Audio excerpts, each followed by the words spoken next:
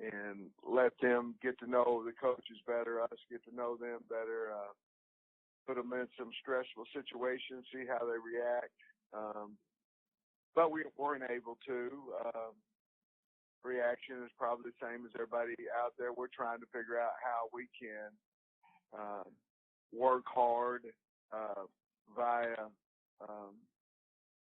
Zoom and some things of that nature to visit with our kids, and we're trying to put a stampede on recruiting. So those things, we're staying plenty busy. It's just not exactly what we thought we'd be doing at this point in time. I got you. And just personally, how are you and Jamie going about your daily business? How much time do you spend in the office and how much time at home? Well, I've spent every day in the office. Today was the first day that we did not come in as a full staff. There's been guys in and out, but today is our first day basically where we said, hey, we're not going to meet at 7:30 in the morning. So I really haven't had too much time off yet, but we're going to take this spring break as spring break. And then if they'll let us come back in and work here, we will do that.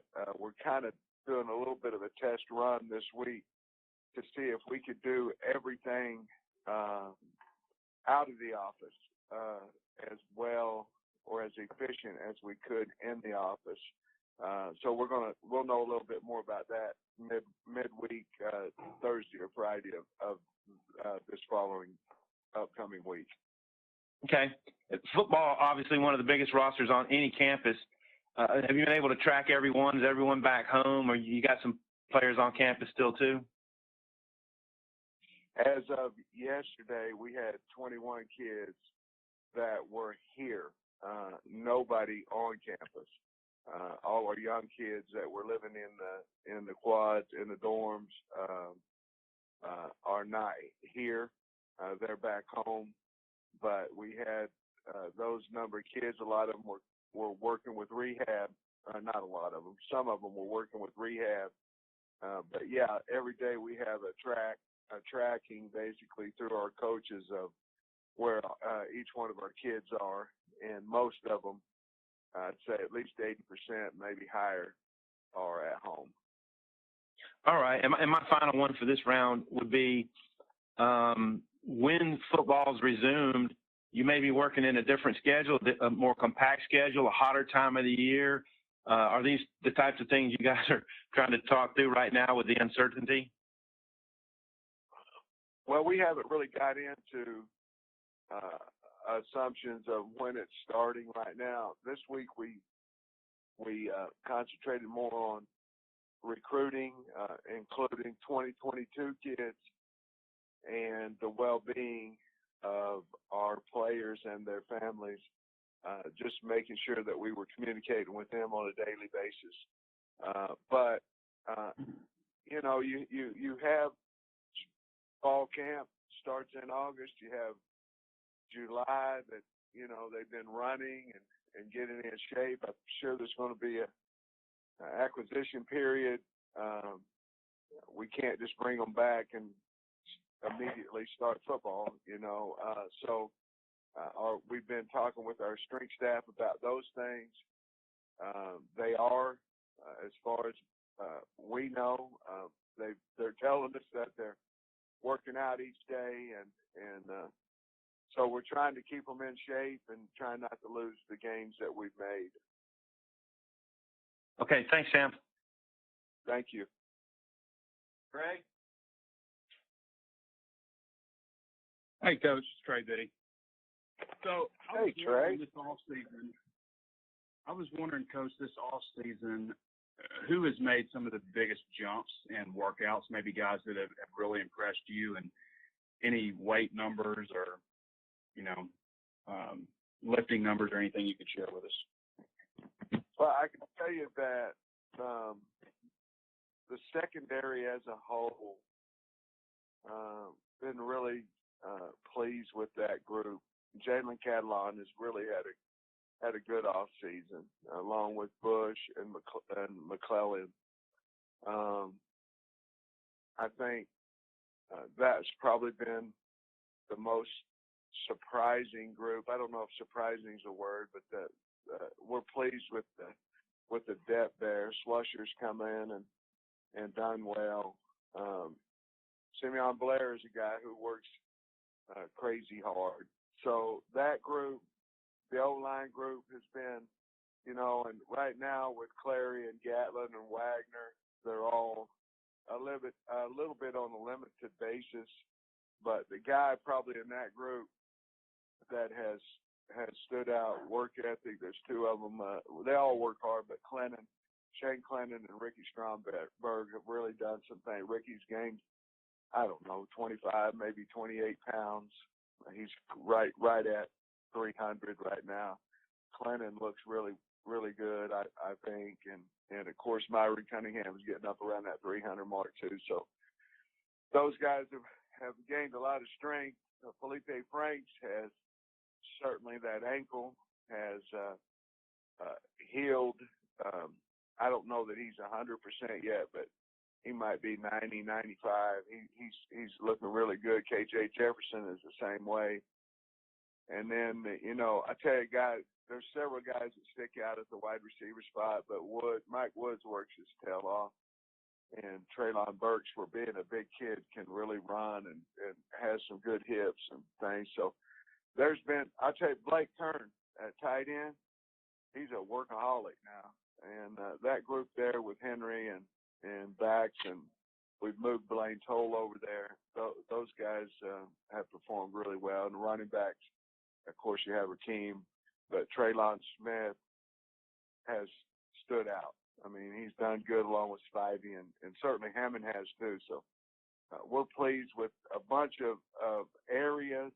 Linebacker group, they're a little beat up with Henry and Poole being out, but Grant Morgan and Dion Edwards, they have both, I don't know, they've probably put on 10, 12 pounds apiece and moving really well. And then your D-line group, the guys that have been standing out there is probably number one, probably Jonathan Marshall. Dorian Gerald has had a good off season, and Solie, we're still trying to get more weight on Solie. He's a very good athletic player. We're trying to get some there, and then I'd be remiss not to mention Zach Zymos, because I think he's had some weight gains. He's probably 10 to 12 pounds heavier than what he was, and we're looking forward to working with him. I think he can do some things because he can really run. And then the last one would be Andrew Parker. I think he's had a really good off season as well. Really pleased with the off season. I'm really thankful to have Jamil Walker here as a strength coach, and Ed Ellis is his number 2 guy. And we were able to do some different walkthroughs and things with the players and in the off season. So we got a little bit, since the last time we talked, we feel like we know quite a little bit more about our players than what we did before. That's a long answer. Thanks, Coach. Specifically on your offensive line, when you left Arkansas, you left the biggest offensive line in the country, and last year they averaged under 300 pounds across the board. How big of an emphasis has that been to get them bigger and also putting on the right kind of weight? Huge. That's a huge deal. And everybody knows, most people know, I love big athletic guys. I don't know really who wouldn't. But we put a heavy emphasis on strength, on gaining weight, obviously gaining the right type of weight. And we're trying to do that in recruiting. When I first got here, maybe 7 years ago now, whatever it was, we weren't a very big offensive line then either, and changed that fairly fast. So we're trying to change it on our team, trying to change it on, but like Cunningham, if he could get up to 310, 315, I think he's got a lot of talent, but, it's going to be hard to set on a bull at 285 pounds, especially when the DN weighs 275 pounds. You know how it is in this league. I just don't think you can survive without big people on the offense or the defensive line. It's a big person league, basically, and it starts up front with both sides of the ball. Coach, last question, I guess, this round, if it doesn't come back to me, but I was wondering on recruiting. You said you guys are hitting that. You're on a stampede in recruiting. How do you guys determine how to send out offers? Is that something that just goes up through a chain of command, through a position coach, coordinator, and then to you, or how does that work exactly? If it's a state of Arkansas, it has to go through the position to the coordinator to me before we can send an offer out. If it's in bordering states, it goes through the position coach to the coordinator, and then they can put we're getting behind. Connor Urachek a week ago had said that he thought there would eventually be some sort of relief from the NCAA on when you could actually do this. But have you had any conversations with him about how this might work? And are you concerned at all that you might end up in early August and they just say, hey, go at it, and you're at a tremendous disadvantage because you've got a new staff?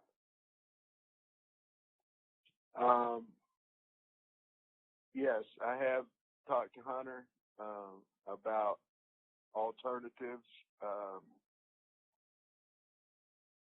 You're not wasting time because it's so fluid, but you have to have several different dates in mind where you could maybe get, it went from when can we have our 15 practices to now it's can we get 10 in, can we get 8 in? What about the teams that have had practices before us? How long of period do we need in conditioning before we go out there to practice? All those things have been talked about. I don't know about when August starts and we roll out the ball and get ready. I think part of it, I was a high school coach at I was a head high school coach at 3 different schools, and maybe you go back to something like that. I don't know, but I do know this, that everybody will be in the same boat. The difference obviously is we'll be getting to know our talent level, where most other schools, not all of them, but most other schools already know what they have. We're going to look at it as a positive, and whatever it is, we'll go out there and try to have the best practice of anybody in the country. Obviously the big issue you would have is you have 2 coordinators that are installing Barry Odom's ability to go to his defense. I mean, you concerned about that? No, I'm really not. I mean, you're going to practice in the high 20s. If they said you couldn't have anything, but we have the regular time frame as we always do, starting in August. If you just count Tuesday, Wednesday practice, you're going to practice about half your season before the first game. The total amount of offense that we normally would going into the Nevada game, but certainly we'd have enough to have success. And finally, you mentioned Franks and Jefferson both coming off surgeries. Would this actually maybe help them a little bit if it pushes back, maybe way back when they actually have to be on the field? It'll give them both more time to recover? Well, it's not going to hurt them. However, we felt like if we were practicing Monday of this week, that Franks and Jefferson both would have practiced. So it certainly can't hurt them. We have quite a few ailing injuries that we might have not had. Certainly we wouldn't have had our full roster ready to go, but so that'll help those guys. But percentage-wise, it's going to hurt, you know, the team of not being able to try to do how we're coaching them to do, more than just the injury guys getting healthy. Okay, thank you, Sam. Thank you. Scotty.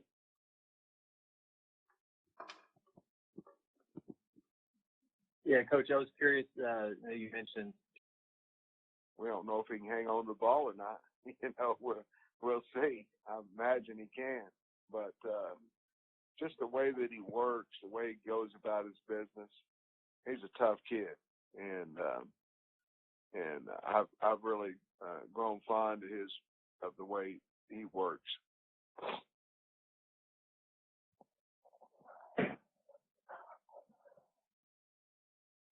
Nate? Sam, can you see if this virus lifts by July, where they would just have everybody report early and just start, you know, the whole preseason, you know, like in July rather than early August? Yeah, I don't really know. You know, the season's long as it is, so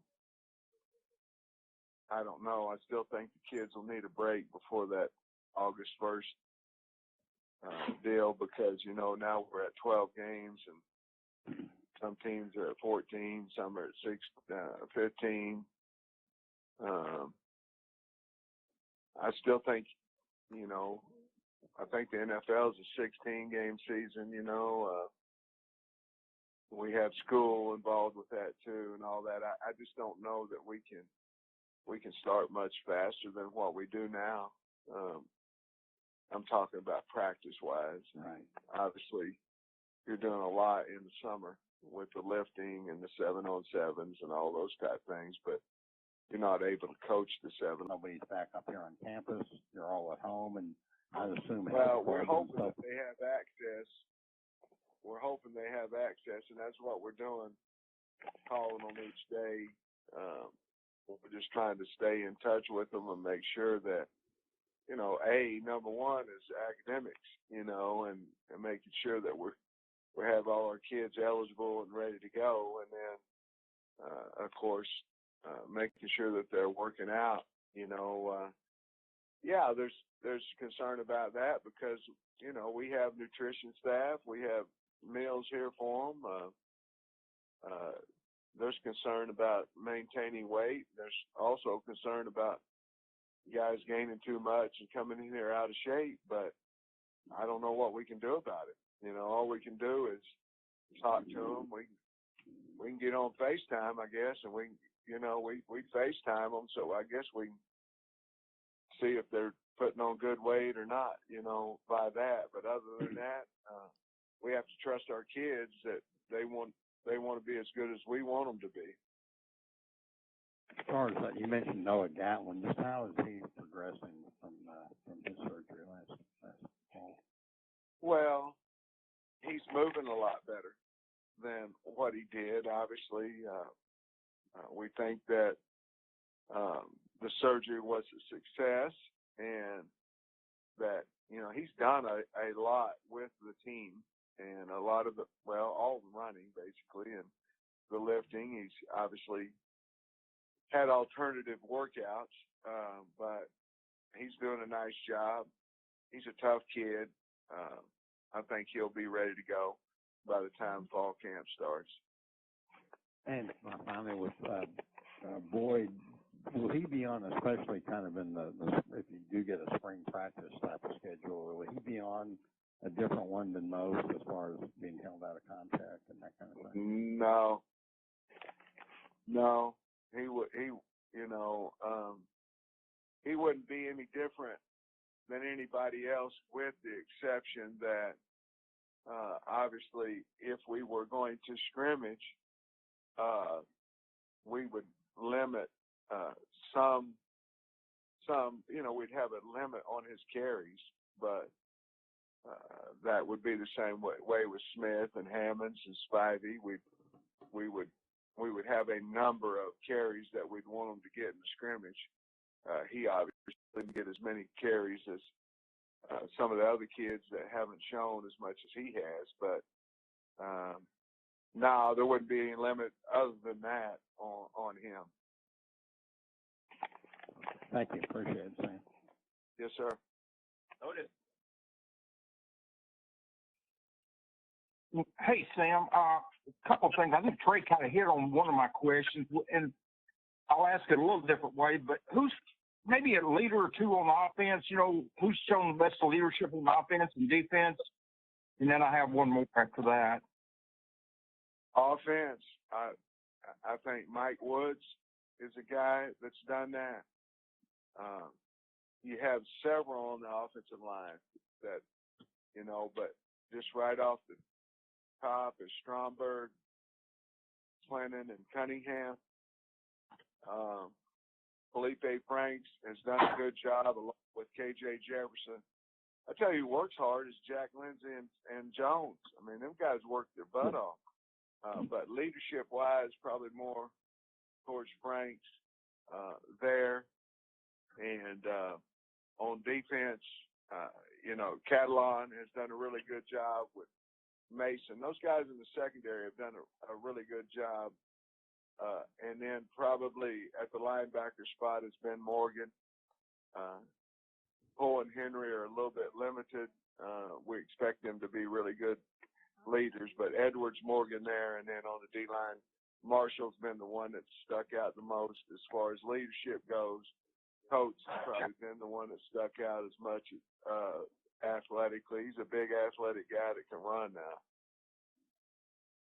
Okay, and then also, Coach, this is kind of speculating, but the camps are usually in June, football camps for high school kids coming up. Are those still being scheduled, or is that up in the air too? Well, they're up in the air. Yeah. We obviously have dates for them, but who knows? Who knows what's going on? We're in contact with the high school kids. We're, basically it's, hey, when this all breaks up, come see us, and when, and they understand it too. They get it. I do think it was very valuable to get high school kids on campus before this started, and we offered several in the 2 junior days we had. I thought our coaches did a really good job of getting talented kids on campus, and Callie and Maddie did a great job of organizing our junior days. I thought they went really well, but I don't know exactly what's going to go on. Obviously, nobody does, but right, it's all going to be different. Okay.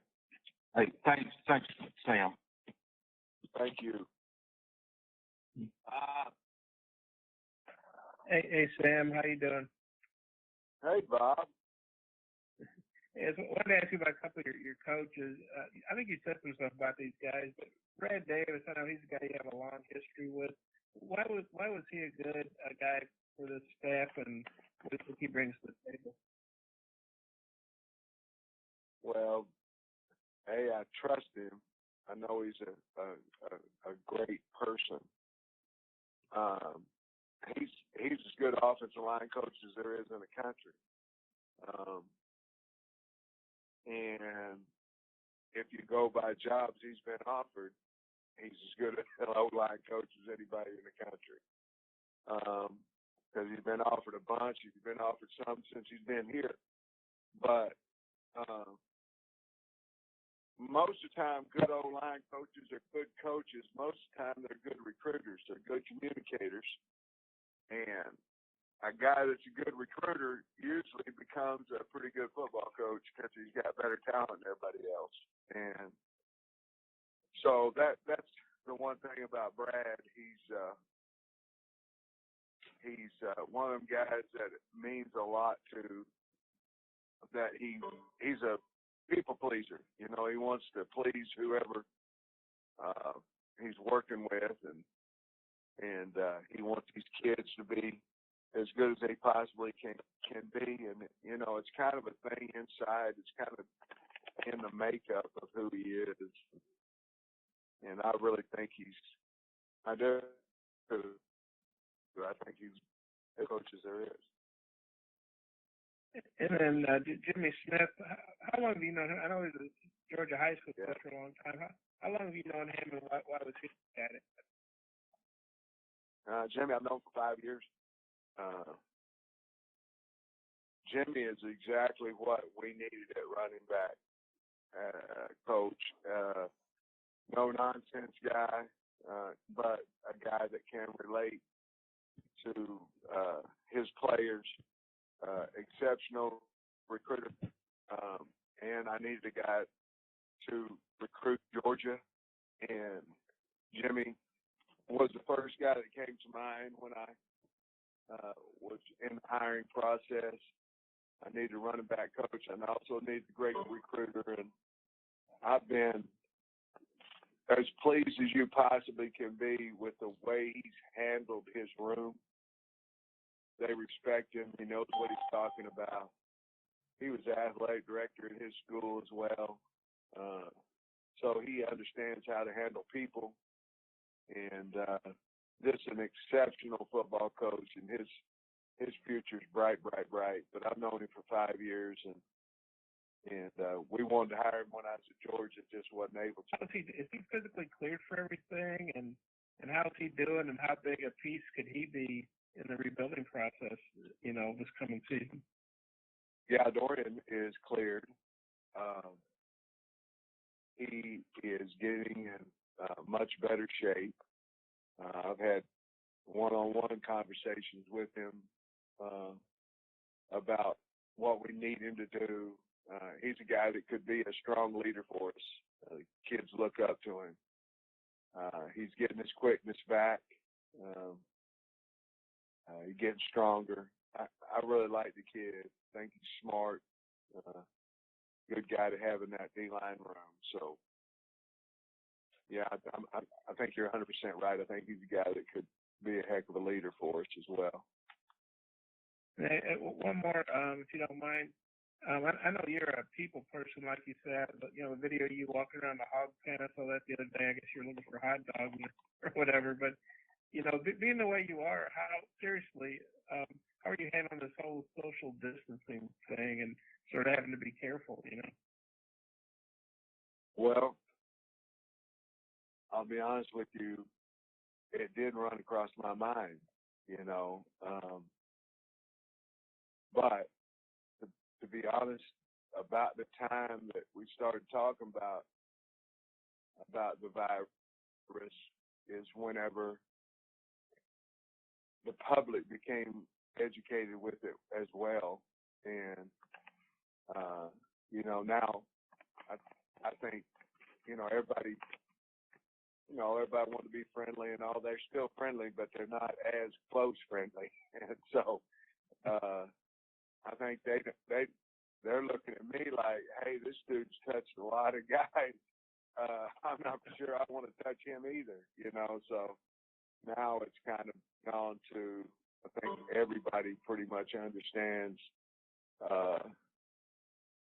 let's keep a little bit of a distance. And of course, now with the restaurants and different things, I don't go out as much as I did, simply because of that. Not because of the people, but because of the virus. Trying to be educated and be smart myself. And but I do miss that part of it because I enjoy being around people. I enjoy that they want to meet me and things of that nature. It's an honor. So I enjoy that part of it, as you well know. But I'm trying to be smart about it as well. I'm good. Thanks, Sam. Thank you. Nikki.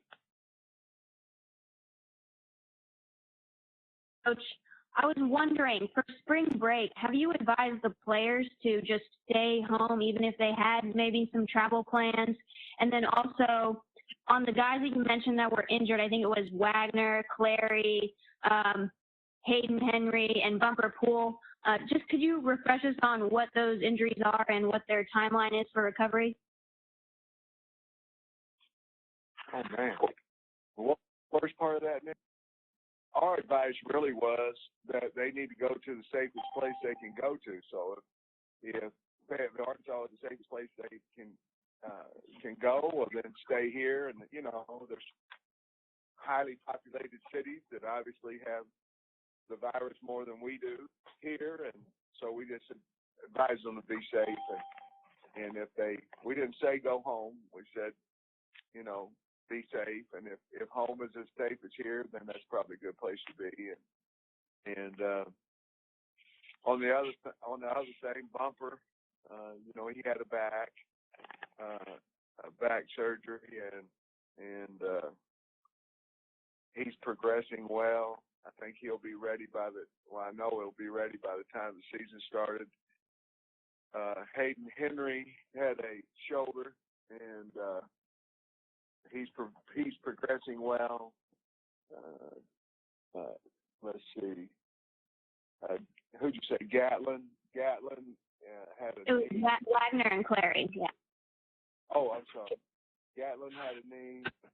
Wagner, he's had a shoulder, and he's progressing well too. He's done, modified weights, but all the running, all the conditioning, and we feel like he'll be ready by the fall. And then Ty Clary, he also had a shoulder. All those were labrums, I guess, and so he's progressing. He's getting walked through reps. Our situation with those guys you just asked about, Nikki, was we were going to have them in walkthroughs and things of that nature, non-contact things, condition them at different positions, at different points in time of the practice when the coach thought that learning wasn't as valuable as the conditioning, and then whenever we felt like learning was more valuable than conditioning, they were going to be with the team. But they were going to be in every walkthrough that we had. We don't see anybody on our team that won't be ready at least by August 1st. Thanks, Coach. Thank you. Hayden, do you have anything? Hey, Coach, how are you? Yeah, you kind of touched on this a little bit, but just that young wide receiver core you got. You mentioned Burks a little bit, but Knox, and then I know you've been praising Mike Woods a lot. Just how are those guys developing, kind of getting used to you, and just what have you thought about the receivers so far? Well, I think the first thing about that group is their coach is back, with Steps, so that probably made their transition a little bit easier for them. And then Kendall Browse is a very personable guy that he knows how valuable this group is to us, and so they worked really hard. I like Davion Warren in that group too. He's done a nice job with Morris and Cortland Jackson. It'll take a little bit for him probably to adjust. But those 6 guys have done a good job. They work hard. They got a lot of pride in that room. And they've got a lot of publicity. They got a lot to live up to, and they know it. Thank you, Coach. Appreciate it. Richard. Hey, Coach, how have you guys adjusted to the dead period, knowing that you don't know when the dead period's over? Woo!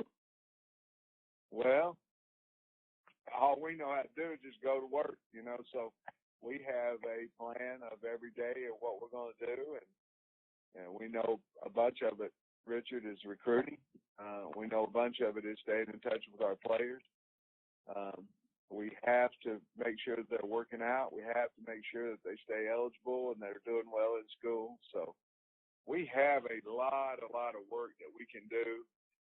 The difference is we just can't see them face to face in person. But really, we're trying to keep as much routine, daily things as what we would have a 7:30 meeting and say, this is what we have to get accomplished today. The difference is there's no ball right now. You can't talk video stuff with them right now. I think they're trying to look into it in the SEC to see if we can have some mobile meetings. Until that time, right now, it's more playbook, handouts. You can't really talk ball at all.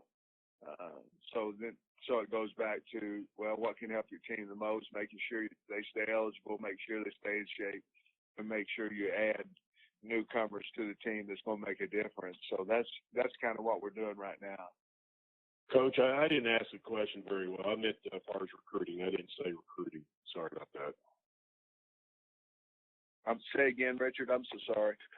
No, it's okay. It's okay. I didn't ask the question very well. I meant to ask what kind of adjustments have you guys made during the dead period as far as recruiting? Oh, well, we've amped it up. I mean, we have more time, so you can either sit around and not do anything, or you can recruit.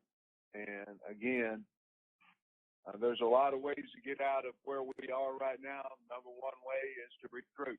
And so I felt like, Richard, that we were behind in 2022s. I thought we'd kind of caught up a little bit in 21s. So the last 2, maybe 3 days, Tuesday, Wednesday, Thursday, we made a big push for 2022 kids. And I would think y'all probably saw that. I don't know how many we offered, but quite a few in that class. And we went in on a note writing campaign. We went on a FaceTime campaign. So we were hitting at least 10 kids FaceTime at least a day that I was able to talk to. We were writing at least 10 kids a day as a full staff. So, and we will do it this morning, and we will do it every day until we get back here. So we're trying to amp up phone conversations. You know, they have to call us, but we're trying to amp that up. And we're trying to amp up our note writing campaign. Thanks, Coach. Appreciate you. Yes, sir. All right, more questions for Coach Pittman. Hey, this is Bob. I'm actually asking this on Tom's behalf. I hope I don't screw it up. He's a lot smarter than I am, we all know. Sam, Tom was wanting to know about, I guess, the impact of your grad transfers, how important those guys are, and I guess specifically on Xavier, Kelly, Felipe, and Levi.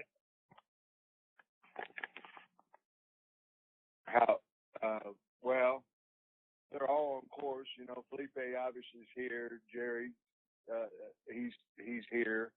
Jerry Jacobs is here. Xavier, he's on course to graduate. Levi Draper's on course to graduate. AJ Reed's on course to graduate. We felt like we got some really good kids in that group. Really good players, really good people. So they're in our conversations as well, and we just need to make sure they get here, and we don't have any doubt that all 5 of those guys will be a part of our program in the fall.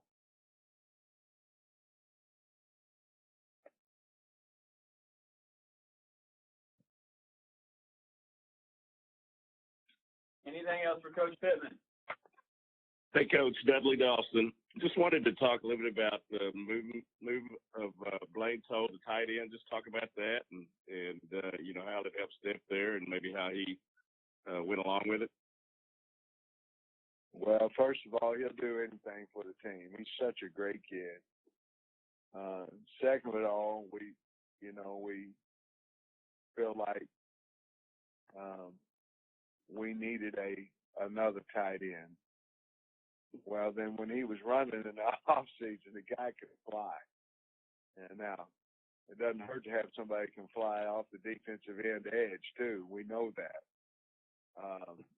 But the bottom line, we basically said that if we get Xavier Kelly, that we were going to move Blaine over to tight end and see if he couldn't help us. If we didn't, we were going to leave Blaine there and maybe move a kid like Cade Pearson or somebody like that to tight end, who's a hard-working kid, got a good body on him, got a good size. So when we got Kelly the next day, we talked to Blaine. He was very positive about the move, and he's done a really good job over there in the walkthroughs. And we just felt like we needed to move him if we were going to move him so he didn't get behind the installs and things of that nature. So we moved him over there, and he's a talented guy. Like I say, big. He looks like a tight end, and he can run. So we feel like we're really fortunate to have him there and on our team and at that position of tight end. Also, you talked about the wide receivers. Obviously, that's a pretty deep room. Talk about decision to retain Coach Stepp and what went into that. Well, in all honesty, we were going to give everybody an opportunity to stay. We were going to talk to them. Not an opportunity. That's. I didn't say that right. We were going to visit with everybody, and Stepp volunteered to go on the road with me, which meant something to me. And then I saw how coaches looked at him, how the recruits that he was recruiting looked at him. There was a couple of coaches held me back after we were getting ready to leave, wanted to talk to me personally about him. I don't think he arranged that. I think they just felt very adamant that he's a good man and a good football coach. Obviously, I'd seen what he had recruited in the room before I got here, and he had strong ties in East Texas, which I think we need that. And so I was able to offer him the job that he had back to him, and he was very thankful, very grateful. He's a good person. I mean, he's a really good person, a good family. And again, he fit right in that good man, good communicator role that I had kind of set for who I wanted to hire, for different people I wanted to hire. So we hired him. And I had several guys that I could have hired as a wide receiver coach. I'm sure they'd done a nice job. I just felt like because he was so good in the 3-4 days that I was with him before I offered him the job, that I felt like we ought to keep him and keep some continuity from the previous staff. Thanks, Coach. Thank you. Last call for questions for Coach Pittman. Hey, Sam, this is Bob again. Are you going there for spring break? Or are you and Jamie going to hang out here and relax? What are your spring break plans? Well, I don't. It's supposed to be 75, 76, 76, Tuesday, Wednesday, Thursday. So we are going to go to the Bahamas at my address in Fayetteville, Arkansas. I think I'm going to heat the pool up, to be honest with you. There might be a whale sighting out there. It's just me. Don't nobody shoot, it's just me. But I'm going to have a good time. We're not leaving town.